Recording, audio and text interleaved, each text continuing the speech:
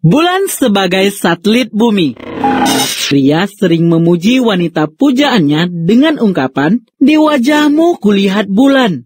Mungkin kedengarannya manis, padahal wajah bulan yang sebenarnya penuh dengan lekukan-lekukan. Lekukan-lekukan berupa kawah ini disebabkan oleh banyaknya meteorit yang mencapai permukaan bulan.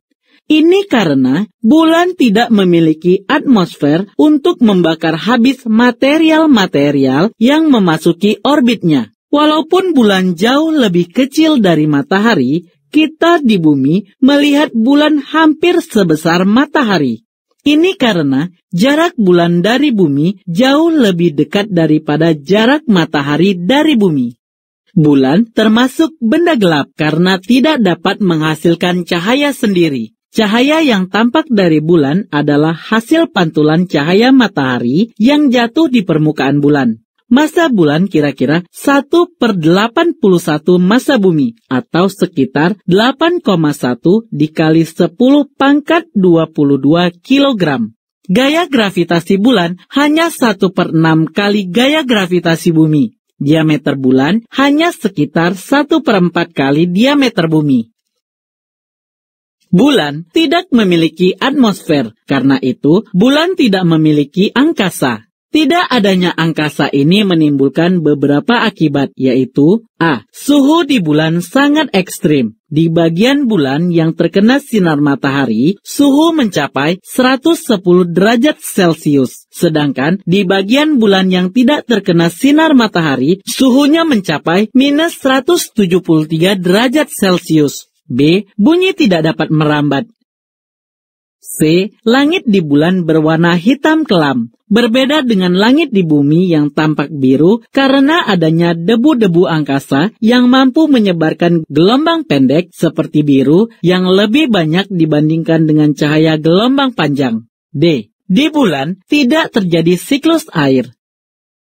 Bulan sebagai satelit bumi melakukan 3 gerakan sekaligus, yaitu gerakan bulan mengelilingi sumbunya atau rotasi, bulan mengelilingi bumi atau revolusi, dan bulan bersama-sama dengan bumi mengelilingi matahari. Bulan berevolusi mengitari bumi dengan arah timur atau dari barat ke timur, dan orbit bulan membentuk sudut 5 derajat terhadap bidang orbit bumi atau ekliptika, disebut inklinasi bulan sama dengan 5 derajat. Karena periode revolusi bulan sama dengan periode rotasinya, maka setengah muka bulan yang tetap selalu menghadap bumi, setengah muka lainnya selalu membelakangi bumi, sehingga tidak pernah tampak dari bumi.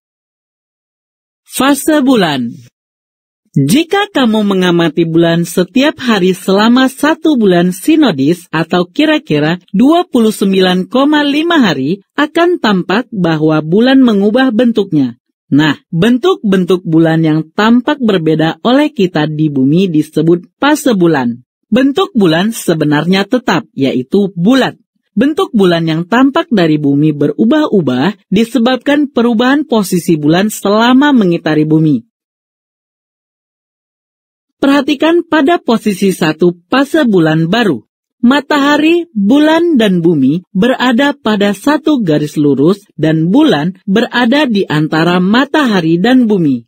Posisi ini disebut aspek konjungsi.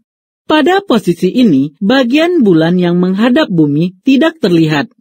Di posisi 2, kira-kira 1/4 bagian bulan yang menghadap bumi terlihat oleh kita, sehingga tampak berbentuk sabit.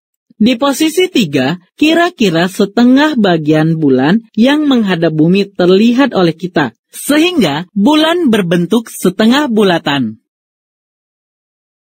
Pada posisi ini, garis hubung bulan bumi tegak lurus terhadap garis hubung bumi matahari. Posisi seperti ini disebut aspek kuartir. Di posisi 4, tampak bagian yang terang di bulan terus bertambah, sehingga tampak benjol.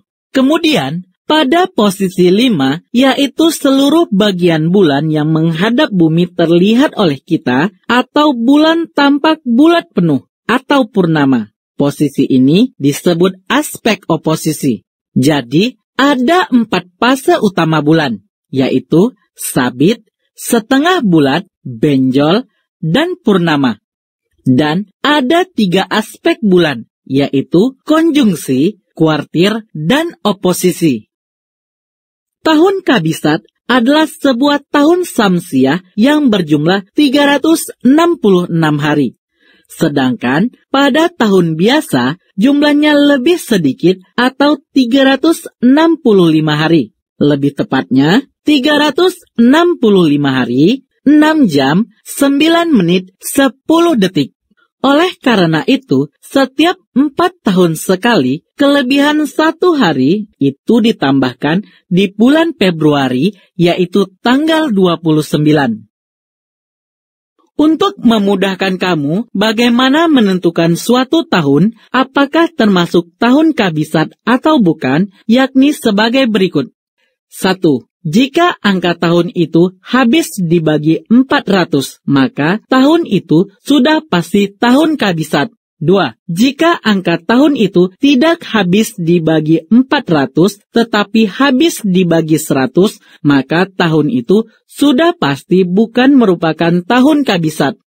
Yang ketiga, jika angka tahun itu tidak habis dibagi 400, tidak habis lagi dibagi 100, akan tetapi habis dibagi 4, maka tahun itu merupakan tahun Kabisat.